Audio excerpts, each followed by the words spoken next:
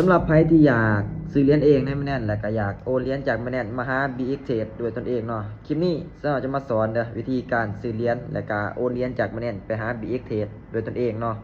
มาเดี๋ยวเราไปเบิ่งนำกันว่าจะมีขั้นตอนยังแน่ควรเฮ็ดแบบใดไปเดี๋ยวไปตามเบิ่งนำกันขั้นตอนแรกก็คือเราต้องได้โหลด Binance มาก่อน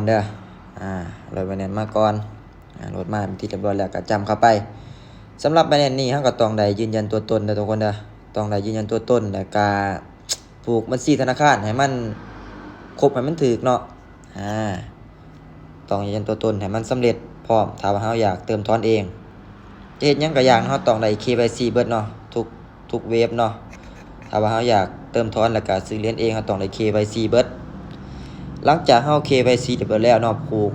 อิหยังต่างๆกับบัญชีธนาคารของเราเรียบร้อยแล้วเนาะบัดตัวนี้เนาะคลิปนี้แม่นจะมาสอนซื้อเหรียญสำหรับคลิปขายเหรียญแม่นไว้คลิปหน้า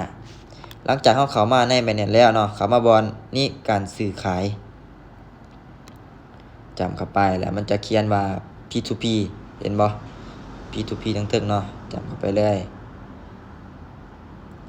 แล้วมันจะมีหลายๆหารเนาะให้เฮาเลือกซื้อมันจะมีหลายๆหารให้เฮาเลือกซื้อว่าจะซื้อหารใดเฮาก็เบิ่งราคาจำนวนว่าเขาเจ้าให้เฮาซื้อจำนวนเท่าใดขึ้นไปจะมีตั้งแต่2ล้านขึ้นไปหา18ล้านตอนนี้9ล้านเนาะไปหา39ล้านมาเดี๋ยวเราจะซื้อ1ล้านเนาะ1ล้าน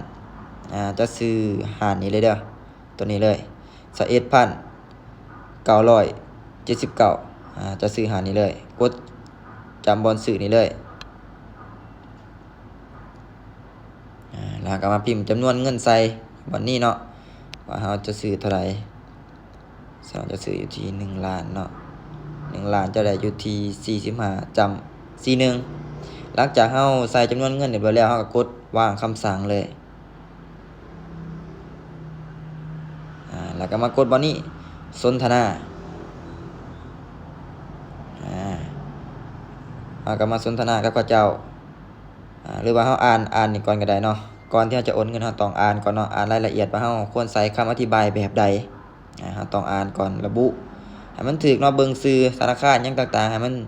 ถูกให้มันคือกันเนาะเบิ่งรายละเอียดก่อนที่จะโอนเงินหลังจากเราเบิ่งเรียบร้อยแล้วเนาะก็มาพิมพ์ว่าพร้อมบ่รอท่าแป๊บนึงให้เขาเจ้าอ่านเขาเจ้าอ่านเป็นที่เรียบร้อยเนาะเห็นบ่หลังจากเขาเจ้าอ่านแล้วก็พิมพ์ว่าขอ QR นี่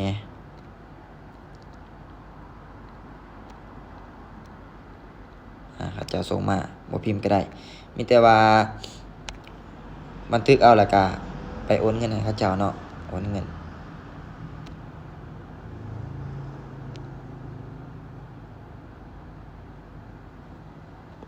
เดี๋ยวสนอจะโอนเงินก่อนเนาะ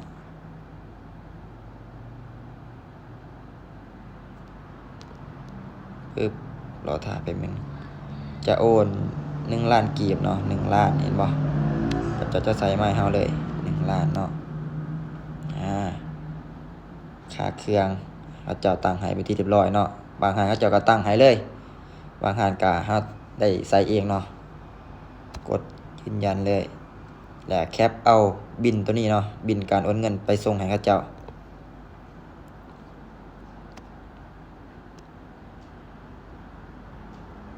ปึ๊บหลังจากเราส่งบิลเรียบร้อยแล้วก็มากดบอนนี้โอนแล้วแจ้งผู้ขายจำบอนนี้เลยก็มีแต่ว่ารอถ่าประมาณ15วิ20วิเนาะให้เขาเจ้าปล่อยเหรียญใหม่เฮาบ่ดนประมาณ15วิ20วิก็ได้นะปล่อยเหรียญเดี๋ยวรอถ่าแป๊บนึงเดี๋ยวมันจะแจ้งเตือนมาโอเคเรียบร้อยแล้วเนาะการซื้อเหรียญใน Binance ก็ง่ายๆมานี่เราจะโอนเหรียญจาก Binance ไปหา BX Trade ว่ามีขั้นตอนยังไงมาวันนี้มาขั้นตอนที่เราจะโอนเหรียญไปหา BX Trade เนาะทุกคนเนาะออกมาหน้าแรกก่อนมาบอนนี้ทรัพย์สินบอนนี้เลยจำเข้าไปแล้วทุกคนจะเห็น ทางกลางเห็นบ่มันจะเขียนว่าส่งจำบอลนี้เลยแล้วก็มาบอลการถอนเงินในระบบตองโซจำเข้าไปแล้วก็มันจะเขียนว่า USDT เนาะเราก็จำบอลนี้จำบอล USDT เลยมันจะมี3 2ขึ้นมาเอาใส่เนาะ2ทับอิฐนี่จะเป็นโค้ดเด้อจะเป็นโค้ดเนาะ2ที่2จะเป็นเครือข่าย2ที่3นี่จะเป็นเหรียญว่าเราจะโอนเหรียญจาก Binance ไปหา BX นี่จักเหรียญเท่าใดซะหน่อยจะใส่สูงสุดเลยเด้อสูงสุดเลยเนาะ54เหรียญเพราะว่าซะหน่อยก็มีเหรียญค้างไว้ใน Binance เนาะก็เลยจะโอนไปเบิดเลยเดี๋ยวไปคัดลอกเอาโค้ดใน BX Trade ก่อนเนาะสำหรับ BX Trade เนาะก่อนที่เราจะได้โค้ดนี้เราก็ต้องได้ยืนยันตัวตนเนาะหรือว่า KYC ก่อนเด้อถ้าว่าเราบ่ KYC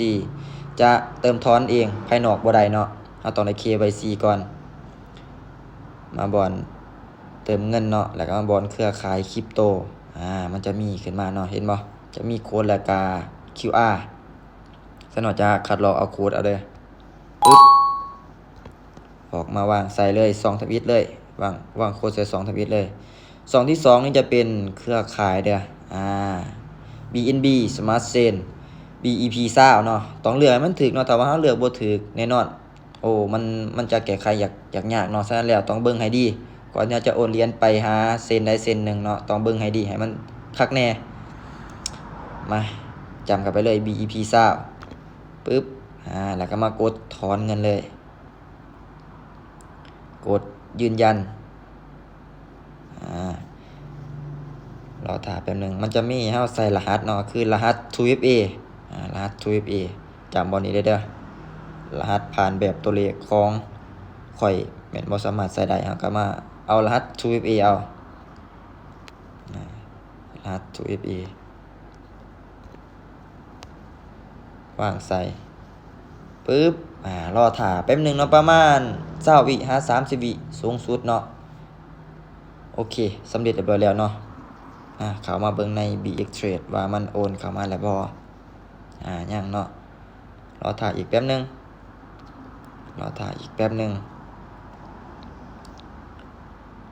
ประมาณ20 วิหา30 วินี่แหละ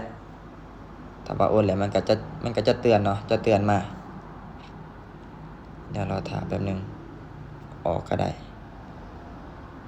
สำเร็จเรียบร้อยแล้วสำเร็จแล้วบ่ยังเนาะเห็นบ่มันยังประมวลผลอยู่รอถ่ายแป๊บนึงยังประมวลผลอยู่เนาะ20 วิหา30 วิสูงสุดถ้าว่ามันสายรีรอกะประมาณ1 นาทีเด้อโอเคเรียบร้อยแล้วเนาะเห็นบ่มันเตือนมาแล้วเห็นบ่มันเขียนว่าสำเร็จแล้วเข้ามาเบิ่งใน BX ว่าเข้าแล้วบ่โอเคเข้าแล้วเนาะเห็นบ่เข้ามาแล้ว54เหรียญเนาะเข้ามาแล้วง่ายๆเนาะวิธีการซื้อเหรียญใน Binance แล้วก็โอนมาหา BX Trade เนาะหลักๆก็คือเราต้องได้ยืนยันตัวตนหรือว่า KYC ก่อนเด้อถ้าว่าเราอยากเติมถอนเองซื้อเหรียญเองเนาะเราต้องได้ KYC เบิด KYC ก็คือ BX Trade และก็ Binance เนาะต้องได้ KYC ไผที่เบิ่งคลิปนี้สามารถซื้อเหรียญเองเป็นแน่นอนมีแต่ว่าเบิ่งคลิปนี้ให้จบเนาะสามารถซื้อเองด้วยตนเองได้เนาะและก็มีตัวใดบ่เข้าใจก็สามารถทักมาปรึกษามาถามได้ถ้าว่าไผที่ยังงงอยู่